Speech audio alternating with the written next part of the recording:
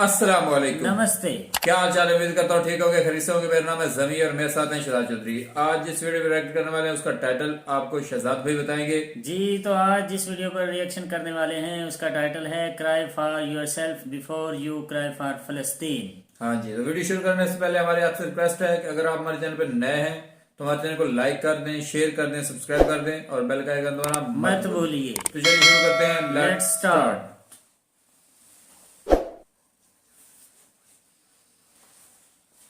पिछले चंद दिन से बमबारी की जा रही थी गाज़ा स्ट्रिप के ऊपर, जो कि कल एक ऐलान किया गया इसराइल की तरफ से कि अब हम जंग बंदी कर रहे हैं। हमास ने भी कह दिया कि हम जंग रोक रहे हैं और बिलाखिर ये अख्ताम को पहुंचा। और हर 2-3 महीने बाद जो एक वेव चलती है पाकिस्तान में, बॉयकॉट दिस बॉयकॉट दैट, वो भी चलती रही। बॉयकॉट फ्रांस चल रही थी कुछ अर्सा पहले, उससे पहले जो है वो बॉयकॉट बर्मा चल रही थी। और फ्रांस वाली में भी हमने सारा सर्च किया, बिस्किट कौन सा है फ्रांस से आया हुआ, या फिर जो है ना शैम्पू का नाम क्या है, वो सारा सर्च करके लिस्ट निकाली, लोगों को दिखाया कि यार ये करना है। और इसके बाद जब बॉयकॉट इसराइल वाली बात आई तो उसमें भी हमने अच्छा खासा सर्च किया, क्योंकि हमारे पास टाइम ही इतना होता है कि हम जो इसराइल की बनाई हुई वेबसाइट्स हैं ना, उन्हीं के ऊपर बैठ के सर्च करते हैं कि यार कौन कौन सी चीज़ वहाँ से आ रही है, उसको तो बंद करें ना ज़रा। तो वहाँ से जो कुछ आ रहा था उसकी लिस्ट बनाई गई हमेशा की तरह। मैकडोनल्ड्स आ गया, ये वो आ गया सारा, ठीक है। और फेसबुक के ऊपर बैठ के कैंपेन चलाई कि फ़ेसबुक को 1 स्टार दो। फेसबुक की रेटिंग 2-2.5 हो गई, उससे हमें लगा कि पता नहीं अब जो है ना टेबल्स टर्न हो जाएंगी। और इसके साथ साथ फिर बॉयकॉट करने के और भी हज़ारों तरीके हमने अपनाए हमेशा की तरह, क्योंकि हमारी अपनी प्रोडक्ट्स तो वो इस्तेमाल करते नहीं है जो हम कहें कि हम तुम्हें ये नहीं भेजेंगे। हम बस ये कहते हैं कि हम तुम्हारे बिस्किट नहीं खाएंगे, जो करना कर लो हमारा। और हमेशा की तरह ये हुआ कि बहुत से कंट्रीज़ एक तरफ हो गए, इवन कि हिंदुस्तान जैसे ममालिक और लोग भी उन्होंने कंडेम किया इन एट्रॉसिटीज़ को जो इसराइल कमिट कर रहा है। लेकिन इंटरनेशनल सिस्टम की जो एनआरकी है जिसकी मैं बात करता हूँ, एक वीटो मारा अमेरिका ने, सारी दुनिया के मुंह के ऊपर सब चुप हो गए, कुछ नहीं हो सका हमेशा की तरह। और हम जैसे लोग जो पहले से चीख रहे होते हैं कि भाई ये डिलूजन आप लोगों को ही शायद जो है ना समझ आती है। मैंने तो पहले इसलिए बात नहीं की कि जज्बात आसमान पे पहुँचे हुए थे, और जज्बात की जहाँ एक्सेस हो वहाँ सच की तलाश हो ही नहीं सकती, क्योंकि जज्बात आपको इंटॉक्सिकेट कर देते हैं। You stop looking for the truth when you are totally motivated by emotions. बात इस तरह से है कि वो कहते हैं ना कि humanity is loved in general to avoid loving anyone in particular. Albert Camus जो कि एग्जिस्टेंशियलिस्ट फ़िलासफ़र है, उसका ये कोट था कि बहुत से लोग बात करते हैं कि हम सारी ह्यूमैनिटी से बहुत मोहब्बत करते हैं। क्यों? क्योंकि वो पर्टिकुलरली लोगों से नफ़रत करते हैं, सिंगल आउट करें अगर उनको। तो मेरा ख्याल है कि पाकिस्तान में भी ह्यूमैनिटी के प्यार करने वाले वही लोग हैं। उसकी वजह यह है कि मेरा जो इस पे जो सोच है उससे कोई एग्री करे या ना करे, मैंने पहले भी बहुत हार्श पोजीशंस ली हैं। मेरा ख्याल है अब भी ये बोलने वाला शायद मैं अकेला हूँ, और बहुत से लोग मुझे अनफॉलो करेंगे, इसके बाद गालियाँ देंगे, मुझे कोई फ़र्क नहीं पड़ता, क्योंकि मैं यहाँ पे इंडोर्समेंट लेने के लिए नहीं बैठा हुआ। तो बात इस तरह से है कि रियासत का क़याम कैसे होता है, पहले ये बात करते हैं। मॉन्टेविडियो कन्वेंशन 1933 का, उसके मुताबिक स्टेट की डेफिनेशन वो है जब आपके पास एक पॉपुलेशन हो, आबादी, नंबर 2 टेरिटरी, रकबा, नंबर 3 गवर्नमेंट, हुकूमत, और नंबर 4 सॉवरेनिटी, यानी कि रिलेशंस कायम करने की आज़ादी किसी और रियासत के साथ। ये 4 चीज़ें मिलकर एक रियासत बनाती हैं। तो रियासत का बुनियादी सतून जो है ना, वो उसके प्रेमिसेस यानी कि हद में रहने वाली आवाम हैं। और उसके बाद सोशल कॉन्ट्रैक्ट जिसकी मैं बात करता हूँ, पहले भी 3 वीडियोज़ कर चुका हूँ इसके ऊपर, कि लोग इकट्ठे हुए, उन्होंने इमरानी मुआहदा किया रियासत के साथ, उन्होंने कहा कि हमारे हुकूक हमें दिलाओ, इसीलिए हम रियासत का क़याम अमल में ला रहे हैं। तो रियासत क़याम में आ गई। अब रियासत के क़याम का मकसद क्या है? अपने सब्जेक्ट्स को प्रोटेक्ट करना, अपने अंदर जो लोग रह रहे हैं सिर्फ उनको। इसीलिए अमेरिकी पॉपुलेशन का जो अमेरिकी रियासत है उसका पर्पस सिर्फ अमेरिकन लाइफ को सिक्योर करना है। इंटरनेशनल अगर फ्रंट्स पे देखा जाए तो वो इराकियों को भी मारते रहे, अफ़गानियों को भी मारते रहे, वियतनाम वालों को भी मारते रहे, सबको मारते रहे, लेकिन एक अमेरिकन ज़िंदगी को इतना प्रोटेक्ट किया कि रेमंड डेविस यहाँ मर्डर करके बैठा हुआ था, वो यहाँ से निकाल के उसको ले गए। इतनी वक़्त थी वहाँ पे अपने शहरी की, उन्हें कोई तकलीफ़ नहीं होती कि कहीं दूर कोई मर रहा है या कुछ भी हो रहा है या क्या नहीं हो रहा है। The basic objective of the functioning of the American state is to protect the American life. हम उस रियासत में रहते हैं जहाँ पर ये सारी सूरत हाल वाज़े पता है किस चीज़ से होती है। आज इसहारे यकजहती की रैली निकाली गई चमन के अंदर, जिसमें धमाका हुआ और 6 लोग मर गए। आप फ़लस्तीन के हकूक़ मांगने के लिए यहाँ गली में निकलते हैं, वहाँ बम ब्लास्ट होता है, आपके अपने शहरी मर जाते हैं।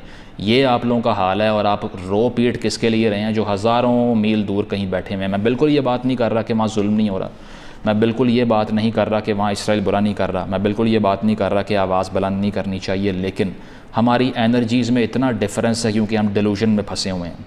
नॉम चॉम्स्की ने कहा था कि आपको रिलीजियस नेशनलिज़म इसीलिए वेस्ट ने यहाँ प्रमोट किया सेकुलर नेशनलिज़म के अगेंस्ट, क्योंकि फिर आप बाउंड्रीज़ भूल जाते हैं। आप कहते हैं हमारे मुल्क में आके जो मर्ज़ी कर लो, हमें कोई सरोकार नहीं है।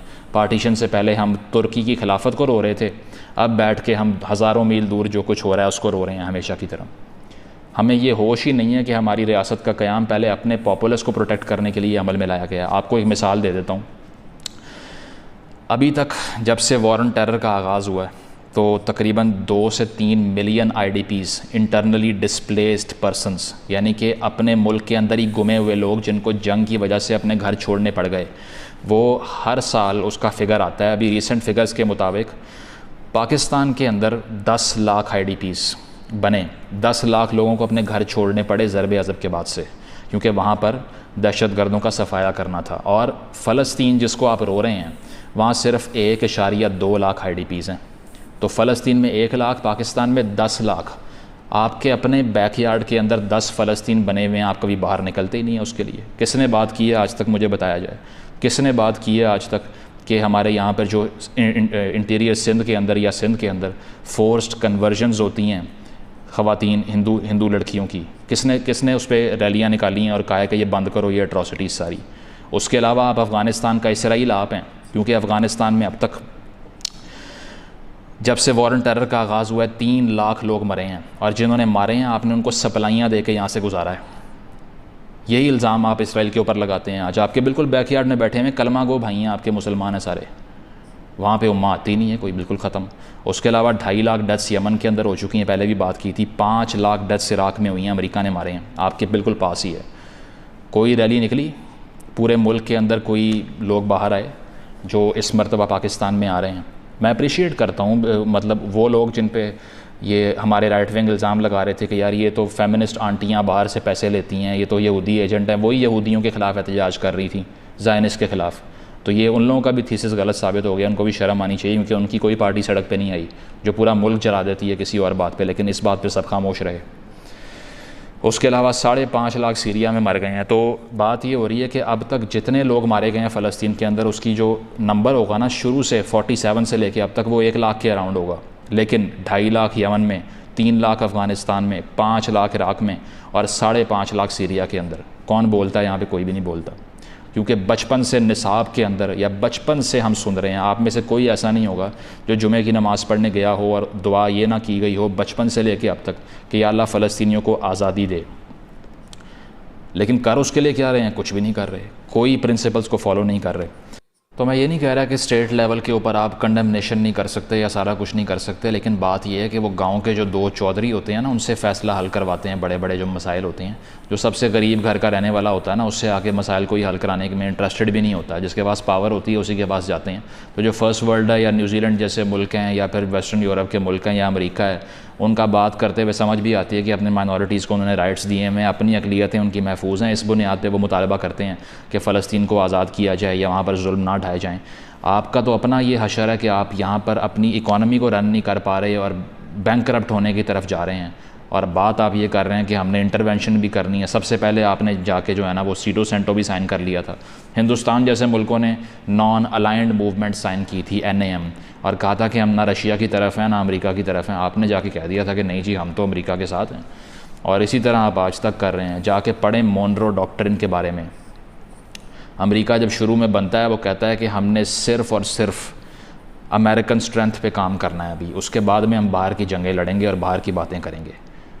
तो जेम्स मनरो के नाम पे ये डॉक्ट्रिन बना, और उसने कहा कि यूरोप की जो वॉर्स हैं उसमें हमारा कोई लेना देना नहीं है भाई, ना कोई बयान देना है हमने, ना किसी की तरफ होना है। और उसके बाद में अमेरिकन आइसोलेशनिज़म की पॉलिसी को पढ़ें, वो क्या थी। इवन के first world war, second world war से पहले भी वो यही कह रहे थे भाई हम किसी की तरफ नहीं हैं। वो जब एंड पे तरले किए ना जो है वो चर्चिल ने, उसके बाद में एंटर हुए और जंग ख़त्म करके बाहर आए थे जीत के।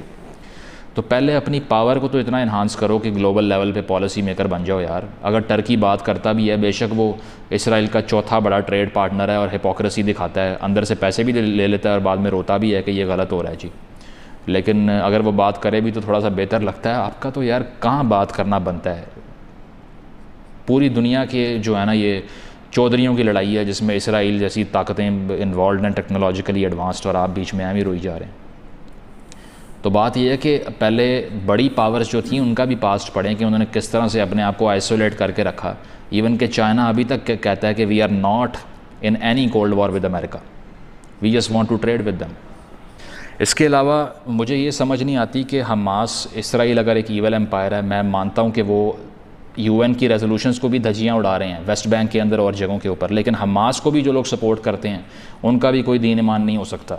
उसकी वजह यह है कि आप यासिर अराफात को लीडर कहते रहे हैं, और यासिर अराफात का बायकॉट जिस जमात ने किया उसका नाम हमास है, वो भी आपके साथ है। आप कहते हैं हमास भी अच्छी है, अराफात भी अच्छा था, ये अजीब किस्म का मजाक बनाया हुआ है हमने। हालांकि हमास का रोल ये रहा है कि जब ओस्लो अकॉर्ड्स जो सबसे करीब पहुँचे फ़लस्तीन वाले पीस एग्रीमेंट साइन करने के, उसको हमास ने बॉयकॉट कर दिया और कहा कि हमारे चार्टर में, हमास ने अपने कॉन्स्टिट्यूशन में ये लिखा हुआ है कि हमारी पार्टी बनने का मकसद ये है कि इसराइल बर्बाद करना है, तबाह करना है, उसको उड़ाना है। और गाज़ा स्ट्रिप के ऊपर ये लोग इलेक्शन जीतते हैं और उसके बाद 80% रिसोर्सेज ये रॉकेट ख़रीदने पे लगा देते हैं। लोग भूखे मरी जा रहे हैं वहाँ पे। 80% लोग, आपको पता है, गाज़ा के फ़ॉरेन एड पे चल रहे हैं, उन अमरीकियों के एड पे चल रहे हैं जिनको हम गालियाँ भी देते हैं, ठीक है। उसके अलावा आप लोगों को, हमारे लिए शर्म का मुकाम ये है कि गाज़ा के अंदर और फ़लस्तीन के अंदर लिटरेसी रेट 98% है, आप लोगों से ज़्यादा। आपको अपने इश्यूज़ की होश ही नहीं है और दिन रात आप लोग सिर्फ पीटी जा रहे हैं कि यार ये वो हो गया, ये वो हो गया, ये वो हो गया। बात ये है कि आपने हज़ारों मील दूर तो कनेक्शन फ़ील करना होता है, लेकिन अपने बैकयार्ड में क्या हो रहा है उस पर आपको बिल्कुल होश नहीं होती। तो वेस्ट बैंक के अंदर भी 2 मिलियन जो है ना पैलेस्टीनियंस रहते हैं और गाज़ा के अंदर 1 मिलियन रहते हैं। वेस्ट बैंक से आवाज़ें इसलिए नहीं आती कि वहाँ पे PLO रूल कर रही है, जो कि एक सेकुलर पार्टी है जिसको मेजॉरिटेरियन तौर पे वहाँ के लोग अपना जो है लीडरशिप भी थमा चुके हैं उसको, लेकिन हमास यही कहती है कि नहीं, ये तो पीस की बात करते हैं, हमने तो पीस की बात करनी ही नहीं है। और पैसे कहाँ से लेते हैं वो कतरी अमीरों से, और ईरान से रॉकेट लेके फ़ायर करते रहते हैं उसको। तो बेशक अब हमास की पूरी कैपेसिटी क्या है रॉकेट फ़ायर करना, वो करते हैं, आयरन डोम पे लग के गिर जाता है। आगे से इसराइल की पूरी कैपेसिटी क्या होती है वो भी हम देख लेते हैं, ह्यूमन शील्ड्स बना लेते हैं ये लोग। तो बात ये है कि अगर Israel is a force of evil, then Hamas is also a force of evil. It is not supporting the peaceful cause of the Palestinian people. फ़लस्तीनी लोग तो अपनी वॉइस कहते ही नहीं है हमास को। इस मरतबा भी पहला रॉकेट उन्होंने फ़ायर कर दिया फ़लस्तीनियों से पूछे बगैर, हालांकि वो सड़कों पे मौजूद थे, एहतजाज कर रहे थे। किसने परमिशन दी थी उनको कुछ करने की इस तरह का? और दूसरी बात ये है कि जब आपने चार्टर में ये लिखा हुआ है कि किसी पीस प्रोसेस को आगे नहीं बढ़ने देंगे, तो फिर आपको क्या लगता है कि कल को ये ऐसी जंग जीत सकते हैं? हमने यहाँ पे कितना ज़ोर लगा लिया है कश्मीर के लिए। 47-48 में महाराजा हरी सिंह ने कहा कि मैं अभी सोच रहा हूँ क्या फ़ैसला करना है। आपने पहले ही कबायली घुसा दिए, उन्होंने इंडिया से हेल्प मांग ली, इंडियन फोर्सेस वहाँ पर आ गई, उन्होंने वहाँ पर जो है ना वो अपना सेटलमेंट रख दिया। आज तक आप उसको देखते हुए बैठे हुए हैं। आपके पास तो न्यूक्लियर जो है ना कैपेबिलिटी है, फिर भी कुछ नहीं कर सके। हमास चंद रॉकेट लेके फ़तह कर लेगा इसराइल को। ये कौन सी डिलूजन यहाँ पर फैला रहे हैं यार लोग। मतलब मुझे ये समझ नहीं आती कि ये जज्बात बेचने से क्या बन सकता है आपका, कुछ भी नहीं बन सकता। हमने इसको पेंट किया है एज अ मजहबी इशू, जबकि आप गूगल करें अभी इस कॉन्फ्लिक्ट को या फिर इस अपार्थाइड को या जो भी आपने इसको नाम देना है, इसको गूगल करें, आपको लिखा हुआ नज़र आएगा Arab Israeli wars, Arab Israeli conflict, Yom Kippur war of Arab and Israels. तो बात यह है कि ये मुस्लिम और जूइश वॉर है ही नहीं, ये नेशनलिज़म की वॉर है। और नेशनलिज़म क्या होता है? कौमियत, एक जगह पे अपना राइट, ये प्रॉपर्टी क्लेम करने का जो ज्यूज़ की एक प्रोक्लेविटी है जिसको ज़ायनिज़म भी कहते हैं। वहाँ पर अगर क्रिश्चियन बैठा होता, पारसी बैठा होता, हिंदू बैठा होता, ज्यूज़ ने फिर भी यही कहना था फ़लस्तीन हमारी होली लैंड है, हमने ये लेनी है। क्योंकि वो फर्स्ट वर्ल्ड वॉर से पहले से जो एग्रीमेंट साइन होना शुरू हुए तब से लेके आज तक उनका यही क्लेम रहा है कि हमने फ़लस्तीन वापस जाना है, हमें यूरोप में बहुत मारा गया। तो बात ये है कि वो वहाँ मज़हब देख के नहीं मार रहे अगलों को, और फ़लस्तीन के अंदर भी जो जूज़ रहते हैं वो भी मारे जा रहे हैं इन बॉम्बिंग्स के अंदर, क्रिश्चियंस भी मारे जा रहे हैं इन बॉम्बिंग्स के अंदर, रिगार्डलेस ऑफ रिलीजन। ये अरब्स और इसराइलीज़ की वॉर है, आपको तो आज तक यही समझ नहीं आई कि हमने किस बेस पे ठेकेदारी करनी है, ये सारी जो हम शुरू करके बैठे हुए हैं। तो हमारी सारी एनर्जीज़ इन इश्यूज़ पे इसीलिए लगाई जाती हैं ताकि अपने बैकयार्ड में हम ध्यान रख ही ना सकें। और यही मैंने चॉम्स्की वाली बात आपको बताई कि ये डिलूजन जो है इसका हम शुरू से शिकार हैं। जब टर्क्स कह रहे थे कि हम अतातुर्क की क़यादत के अंडर मुत्तहिद हैं, आप कह रहे थे हमें नहीं चाहिए। तो इसी तरह कल को ये होगा कि इतनी लिटरेट अवाम जो पैलेस्टीनियंस हैं उनको भी अपने राइट्स मिलेंगे, वो स्ट्राइव कर रहे हैं उसके लिए, सल्यूट करता हूँ उनकी स्ट्रगल को मैं। लेकिन वो उससे एमेंसिपेट भी हो गए, आप तब भी यही रोना रोते रहेंगे क्योंकि आपको अपने बैकयार्ड की होश ही नहीं है यहाँ पे क्या हो रहा है। आपके यहाँ चारों तरफ फ़लस्तीन बना हुआ है, आप रैली निकालते हैं उनके हक़ में, उसमें ब्लास्ट हो जाता है और आपको राइट्स चाहिए हज़ारों मील दूर के। तो इस कदर हिपोक्रेसी जो है ना, ये हमें बंद करनी चाहिए। और हमारा काम सिर्फ ये रह गया कि हम चीखें मारते रहें, उसके अलावा प्रैक्टिकली ज़ीरो कुछ भी नहीं कर सकते। उसकी वजह यह है कि पावरलेस हैं आप क्रिटिसाइज़ करते हैं यूएन के स्ट्रक्चर को कि वहाँ पर एक वीटो करके सब कुछ रिवर्स हो जाता है। अपनी यूएन खड़ी कर लें आप, किसने मना किया आपको अपनी यूएन बनाने से? पैसे भी उनसे लेते हैं आप और बाद में कहते हैं हमने जो है ना अपना पैरेलल सिस्टम क्रिएट करना, तो करके देख लें आप, ठीक है। अगर आपको लगता है ये मजहबी जंग है तो फिर जो एथीस्ट रशिया है और एथीस्ट चाइना है वो क्यों कंडेम कर रहा है इनको? अगर आपको लगता है कि मज़हब की बुनियाद पे ह्यूमैनिटेरियन कॉन्फ्लिक्ट सॉल्व होते हैं तो फिर न्यूजीलैंड ने चाइना का बाइकआउट क्यों किया वीगर मुस्लिम्स के ऊपर? आप तो बोले ही नहीं, आप एज अ मुस्लिम कंट्री चुप रहे। तो ये चीज़ है कि इस तरह के जज्बात जिससे हम फुल लबरेज रहे हैं पिछले चंद दिनों में, ये फिर नीचे आ गए हैं। अगले साल ये फिर शुरू हो जाएगा, उससे अगले साल ये फिर शुरू हो जाएगा और आप कंडेमनेशन और ये पोस्टर लेके खड़े रहेंगे और लॉफिंग स्टॉक बंद रहेंगे पूरी दुनिया में। अपने ऊपर काम करने का कोई टाइम हमारे पास नहीं है, अपनी माइनॉरिटीज़ की प्लाइट का पता नहीं है और अपने यहाँ पे चर्च और मंदिर गिराए जा रहे हैं और एनेक्सेशंस हो रही हैं प्राउड किस्म की। अपने यहाँ पर जो है वो बैकयार्ड में क्या हो रहा है कुछ पता नहीं है, लेकिन दर्द हमारे दिलों में फ़लस्तीन का है। तो रखिए ये दर्द और बताइएगा कि क्या फ़ायदा होता है इन सारे एहतजाज करने से। थैंक यू जी। सैयद मुजम्मिल हुसैन ने जो बातें की हैं ऑलमोस्ट उन्होंने जो है वो सारा जो है वो कच्चा चिट्ठा जो है वो खोल के रख दिया है। हमारे कहने के लिए कुछ छोड़ा नहीं है, लेकिन फिर भी जो है हमारी समझ में जो बातें आई हैं वो कुछ और है। अब देखें, मतलब कुछ और से मुराद ये है कि उन्होंने जो बातें की है वो सारी की सारी ठीक हैं, मैं उसको जो है वो मानता हूँ। और ये सारे जितने भी पाकिस्तानी स्टूडेंट्स हैं या पाकिस्तानी लोग हैं या पाकिस्तानी जो भी कोई पढ़ सकता है, सुन सकता है, लिख सकता है, जो भी इल्म रखने वाला बंदा है, वो समझ रखने वाला बंदा है, अक्ल शऊर रखने वाला बंदा है, वो यही कहेगा कि ये यार गलत हो रहा है और ये नहीं होना चाहिए। अब यहाँ पे बात यही है कि लास्ट टाइम हमने एक जो है वीडियो की थी, उसमें भी ये बोला गया था कि एक भाई ने आंसर किया उसका कि भाई आप वोट ही उसको देते हो जिसके पास पैसा है, गरीब को कौन वोट देता है। तो मैं ये चीज मानता हूँ, बात ऐसी ही है, बात ऐसी ही है, 110% ऐसे ही है। एक गरीब घर का बंदा जो है जिसके पास एक टाइम खाने का नहीं है, वो अगर इलेक्शन पे खड़ा होता है तो मेरा नहीं ख्याल कि उसको अपने वोट के अलावा किसी दूसरे बंदे को वोट मिलेगा। ये बात, जब आप किसी पैसे वाले बंदे को पहले उसके पास बहुत पैसा है सिलेक्ट कर लेते हैं और दोबारा फिर से उसको सिलेक्ट कर लेते हैं, तो जाहिर सी बात है वो तो अपना पैसा लगा के आया है, वो अपना पैसा जो है उसने खर्च किया है, अपने उन लोगों को दिया है जो गांव से वोट या किसी सिटी से वोट या किसी छोटे मतलब कह लें कि एक छोटी जगह से वोट दिलवाते हैं आपको, आपकी पार्टी को या आपको वोट दिलवाते हैं। तो जाहिर सी बात है वो आपसे कुछ ना कुछ ले दे के या अपने मामला सेट करके ही दिलाते हैं या आपकी पार्टी में शामिल होते हैं।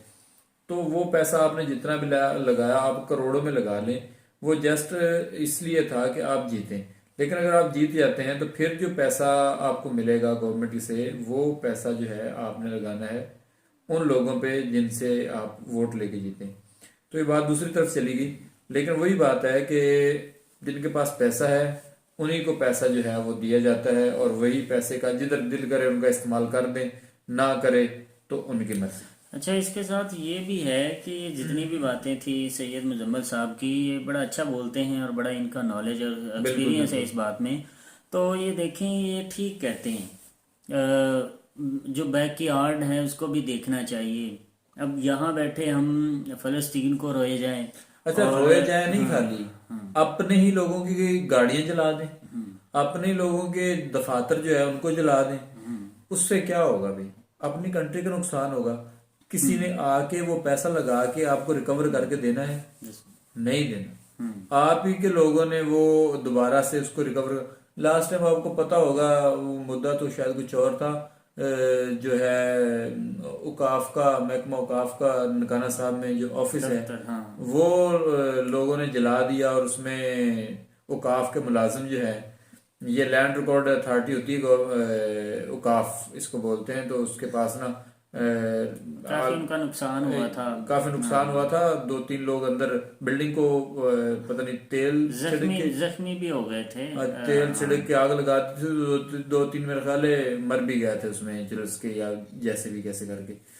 तो वो एक, मतलब मैं ये नहीं कह रहा कि वो मिनोरिटी में थे, वो मुसलमान ही थे जो अंदर थे, और हम जैसे थे, आम मुलाजिम थे, छोटे मोटे मतलब मुलाजिम ही थे, कोई बहुत बड़े अफीसर नहीं थे, क्योंकि बहुत बड़े अफीसर पे हमला करना फिर वो भी नजर आ रहा होता है ना। अच्छा, ये किसी हद तक ना ये बातें सच्ची होती हैं कि अपनी बैकयार्ड की जो गलतियां होती हैं ना, इनको छुपाने के लिए ना सारे के सारे जो तवज्जो का रुख होता है ना, वो दूसरी तरफ फेर दिया जाता है। भाई कम मिलनी, ये इसी तरह आवाम की कम मिलनी ना, जो आवाम लग जाती है, जो लग इन जाती लोगों है। के पीछे लग जाते हैं लोग, और फिर वो जैसे ही अब इसका सारे का सारा ना आप देखें तो ये बहुत ही एक घिनौनी हरकत है कि इंसानियत के नाते पे आप लोग निकलते हैं बाहर कि वो वहाँ इंसान हैं, वो हमारे रिलीजन के हैं, उनके साथ अच्छा नहीं हो रहा, और फिर देखें आपके अपने घर में ही आपका जो जिधर आपका ज़्यादा हक बनता है, कहते हैं जी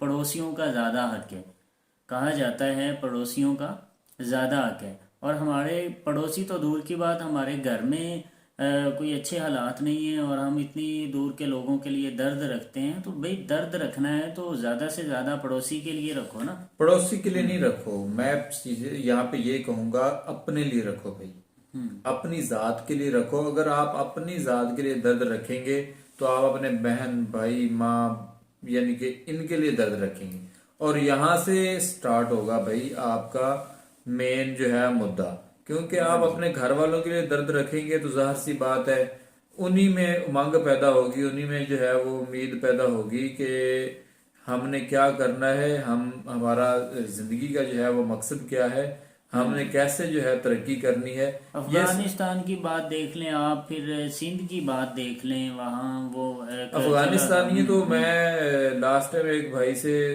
बात हुई थी, वो तो भाई पाकिस्तान पे बहुत गुस्सा है। उनका गुस्सा होना बनता है ना। देखें वो भी तो मुस्लिम है, और आप देखें वहाँ के लोग काफ़ी ज़्यादा परेशानी में हैं, मसाइल को फेस कर रहे हैं, और उनके मसाइल हमें नज़र नहीं आ रहे वो तो ठीक और है हम अब कर रहे हैं, लेकिन मैं ये कह रहा हूँ कि जब मुशर्रफ साहब ने अमेरिका को पूरी इजाज़त दी, यहाँ पे जो है उनका सारा असला बरूद और पूरे का पूरा ताम झाम यहाँ पे किया गया, एयरपोर्ट्स दिए गए, और यहाँ से अब देखें अगर अमेरिका डायरेक्ट अफगानिस्तान पे अटैक करता तो नहीं कर सकता था ना, ठीक है, उनकी कैपेसिटी नहीं थी, और रास्ता चाहिए था, और इसी वजह से जो है वो नाराज कर लिया हमने अफगानी।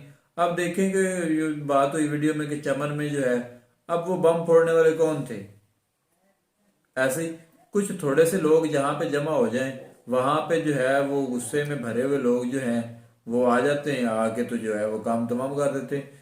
यही लोग जिनको सताया गया, जिनके खानदान को रुलाया गया, वो फिर बाज़ मजबूर हो जाते हैं किसी इस तरह के हरकत करने पे, क्योंकि मैं नहीं समझता कि वो जो बम्स वगैरह हैं वो उनको वो खुद बनाने आते होंगे, उनको प्रोवाइड किए जाते हैं कहीं से भी। क्योंकि जो है ये बात मैं यहाँ पे कहूँगा कि जब भी किसी जगह पे कोई फितना फैलाना हो तो कोई ना कोई ताकत रहती है पीछे, जैसे हमास को रॉकेट जितने भी है वो बता रहे थे कि ईरान प्रोवाइड करता है, खुद से बनाते। लास्ट टाइम मैं एक वीडियो देख रहा था, मॉर्निंग का टाइम था, 7:20 हो रहे थे, तो उन्होंने एक खुद वीडियो बना रहे थे, जिन्होंने रॉकेट फायर करना था वो खुद वीडियो बना रहे थे।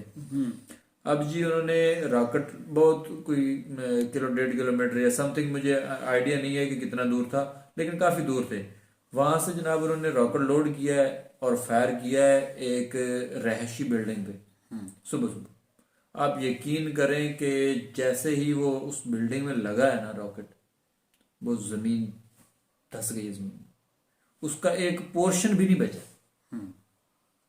अच्छा, बाद में आधे घंटे की बाद में वीडियोस थी, उनमें जनाब देखा जा सकता है कि लोग मरे पड़े हैं, लाशें पता नहीं क्या क्या हुआ पड़ा है, और हालात जो है वो मैं बात भी जो है वो नहीं कर सकता। हो सकता है इस पे भी कोई मतलब यूट्यूब की जो है रिस्ट्रिक्शन हो कि इस तरह की बात जो है वो भी नहीं करते। तो इस तरह का जो सीन है वो हो गया वहां पे।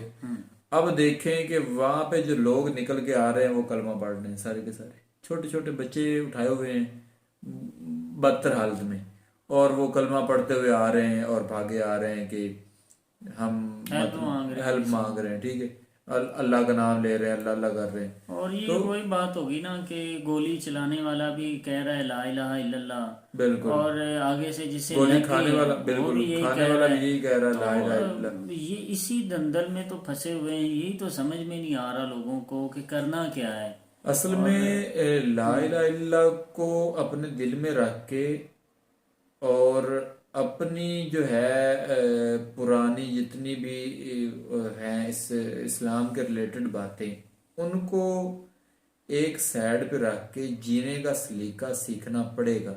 और ये हमें हमारा जो है मजहब ये सिखाता है जीने का सलीका, ये नहीं कि नहीं सिखाता। अच्छा, इसमें ना हमारे जो एक व्यूवर्स थे वो हमें बता रहे थे कि भाई आप लोगों को ना ये जहाद ज़्यादा सिखाया जाता है। तो अगर ये जहादी सिफ्त ये जो जहाद सिखाया जाता है, जहाद का मतलब क्या? जहाद सिर्फ यही थोड़ी है कि गोलियां चलाना, बम ब्लास्ट करना, मजाइल चलाना, ये जहाद नहीं है। बल्कि जहाद तो ये है जहाद कि के लग भी आप मैंने कुछ और है। हाँ जी, जहाद ये है कि आप कोशिश करें। किस बात की कोशिश करनी है? कि लोगों को इंसान बनाने की कोशिश करें, कोई जाहिल है उसे पढ़ाने की कोशिश करें। और सबसे अफजल जहाद ये बोला गया कि आप अपने वालिदैन की खिदमत करें। बिल्कुल ऐसे ही, हाँ। सबसे अफजल जो जहाद बोला गया वो ये है कि आप अपने वालिदैन की खिदमत करें, उनकी खिदमत करके जन्नत हासिल करें। ये जहाद है। और हमने जहाद अगर कुछ इस तरह की तंजीमें हैं अच्छा, जो इस उसके तरह का अलावा जहाद एक सिखा और रहे हैं। जिहाद मतलब जो मेन बोला गया हमें, वो ये बोला गया है कि आप अपने नफ्स के खिलाफ जिहाद करें। हाँ जी, अब नफ्स की जो है वो डेफिनेशन यही है कि अपना अंदर अपना वो अंदर बैठा जो छुपा हुआ शैतान है उसके खिलाफ जिहाद करें। जैसे कि वो आपके कुछ क्या साधु टाइप हैं, वो भाई बता रहे थे, पता नहीं वो क्या कुछ नहीं खाते, कुछ मतलब कुछ कपड़े भी नहीं पहनते। कपड़े नहीं पहनते, कुछ इस तरह का ना फूड में कुछ इस तरह का इस्तेमाल नहीं करते जिसकी वजह से उनको ना कोई सर्दी गर्मी का एहसास नहीं होता, या इस तरह की जो इंसानी ये जो आम हम आजकल के आम सारे दुनिया फील करती है, तो ये चीजें उनको फील नहीं होती। तो यही चीजें हैं, ये इसको कहते हैं कि नफ्स को मार देना, इसको कहते हैं जिहाद अपने अपने खुद के खिलाफ। और अब वो अपनी याद आ गई एक बात, वो कोई मैं ये कहूँगा शायद आपको बुरा लगे कि कोई अच्छी बात है, लेकिन अगर आपको बुरा लगे तो उसके लिए माजरत। वो बुजुर्ग थे ना कोई, उनको दरबार पे बुला लिया गया कि बादशाह ने, मतलब उनका नाम था, बादशाह ने बुला लिया उनको कि जी आप आए तो बड़ा जी खाना शाना ताम झाम किया हुआ है। अब उन्होंने वो फटे पुराने कपड़े पहने और पहन के आ गए, तो वो जो गार्ड खड़ा होता है उसने आगे उन्होंने कहा कि जी मेरा नाम क्या था, इब्राहिम बिन अदम या इस तरह का कोई नाम था, मैं हूं तो मैं बादशाह। कहा तू कौन है? जब वो तो इतने बुजुर्ग ये वो फलां, तू नहीं, मंगता, उन्होंने ये बोला कि इधर तो इतने बड़े बड़े रईस आने रईस वाले है हैं। यहाँ, तो तू मंगता यहाँ का, तू इधर क्या कर रहा है? ये मैं बादशाह का मेहमान हूँ तो मुझे बुलाया खाने पे। खैर जी नहीं जाने दिया।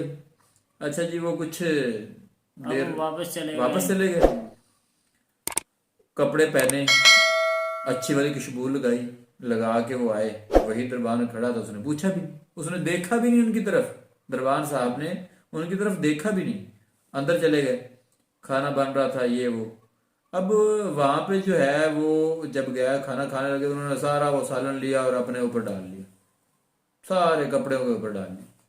बादशाह को पता चला, उसने कहा कि यार ये क्या सीन है, हमने आपके लिए इतनी तैयारियां की हैं और आप जो है ये सारा ऊपर डाले जा रहे हैं। हाँ, उन्होंने कहा आपने मेरे लिए तैयारी नहीं की, ये मेरे कपड़ों के ये लिए मेरे कपड़ों के लिए तैयारी की है जो मैं ऊपर से पहन, इसलिए मैं इनको गंदा कर रहा हूँ। गंदा नहीं, इन्हें खिला रहा हूँ मैं, कह हाँ रहा हूँ इन्हें खिला, कपड़ों- बिल्कुल इन्हें खिला ये रहा हूँ। मेरे हाँ कपड़े मैं हैं। कपड़े इनको खिला रहा हूँ। ये हाँ कपड़ों बिल्कुल के लिए बिल्कुल। खाना है, खाओ भाई। हाँ कपड़े खाए हैं, क्योंकि अगर मेरे लिए होता तो मैं जैसे पहले आया था तो मुझे जो है वो जरूर दिया जाता। तो बिल्कुल ये जमी चौधरी साहब आपकी बात नफ्स पे ही आ जाती है। ऐसे लोगों ने अपने नफ्स के साथ जिहाद अब किया होता उन्होंने है। वही ना, तो उन्होंने खाना नहीं खाया उनका।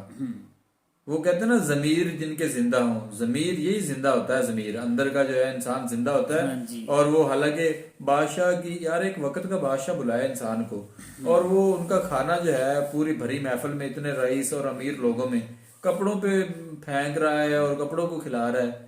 तो ये बात होती है कि हालांकि हम जैसे वो दुनियादार बंदे को बुलाया तो हमने कहना यार इतना महंगा खाना पता नहीं जिंदगी में दोबारा नसीब होगा या नहीं होगा, जल्दी से खा लें। तो ये चीजें जो है ये इंसान को हमें बल्कि सिखाती हैं, ये दर्स देती हैं, बल्कि हमें तो हमारी ये सारी बातें जो है ये हमने किसी ट्विटर से नहीं सीखी, किसी उस्ताद से नहीं सीखी। ये तो हमें हमारे घरों में हमारी माएँ जो है ये बताती हैं कि बेटा ये चीज़ है और आपने ऐसे आगे बढ़ना है।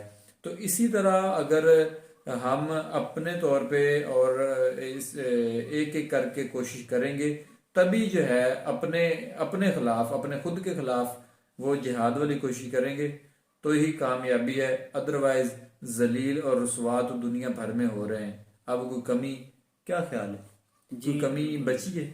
कुछ नहीं ऐसा इस कौम में कोई इस तरह की कमी बची है कि नाम खराब ना हुआ हो कहीं पे? हाँ जी, तो बाहर चले जाएं, बाहर के लोग कहते हैं आर यू पाकिस्तानी, तो जैसे ही यस का आंस आता है तो वो कहते हैं चलो भी ठीक हो जाओ, इससे आगे चले जाओ, इससे दूर हो जाओ कहीं आपको कोई नुकसान ना पहुंचा दे। तो पाकिस्तानियों से इतने लोग चलते हैं सिर्फ इसी वजह से कि अच्छा, म्यार यहाँ और पे मकाम खराब यहाँ कर पे दिया। सारे पाकिस्तानियों की मतलब नहीं, कुछ कंट्रीज प्यार भी करती हैं, सारा कुछ है, लेकिन बाहर वालों को भी ये चीज पता है कि लोग जो है वो सारे इस तरह के नहीं है। लेकिन बात फिर वही आ जाती है कि बेशक चंद हो लेकिन वो बार बार कुछ ना कुछ कर रहे हो, कुछ ना कुछ मुल्क का नाम खराब कर रहे हो ना, तो फिर भैया क्या सारे आ सारे ही आ जाते जाते हैं उसमें। तो ये बातें होती हैं। सर की जो बातें थी सैयद मुजम्मल साहब की, वो मैं बिल्कुल उनको मानता हूँ, बड़ी अच्छी बातें उन्होंने की हैं। तो भैया थैंक्स मलिक साहब, आई थिंक कुछ था उनका नाम। तो उन्होंने वीडियो सजेस्ट की, हमने देखी, हमें बहुत अच्छी लगी और ये एक पॉजिटिव मैसेज है जिनके पास भी जाएगा। उम्मीद की जाती है कि वो भी इस तरह की सोच जो है वो सोचेंगे, इसको डिस्कस करेंगे अपने फ्रेंड्स में और इसको जो है वो फैलाएंगे, और हमारे स्टूडेंट्स जो हैं वो भी इस चीज़ को सुनेंगे और देखेंगे, और यकीनन वो अपने घर वालों में ये बात ज़रूर करेंगे, ताकि वो कहते हैं ना कतरे कतरे से दरिया बनता है। जी तो एक एक करके जो है शऊर जो है वो क्या कहते हैं, एक चिंगारी जो है रोशनी की वो जला दी गई है, और उम्मीद की जाती है कि वो एक दिन जो है वो चिराग बन जाएगा और उसकी रोशनी में जो है वो लोग उसका फ़ायदा उठाएंगे। मिलेंगे नेक्स्ट वीडियो के साथ, तब तक के लिए हमें दीजिए इजाज़त। अल्लाह हाफिज़।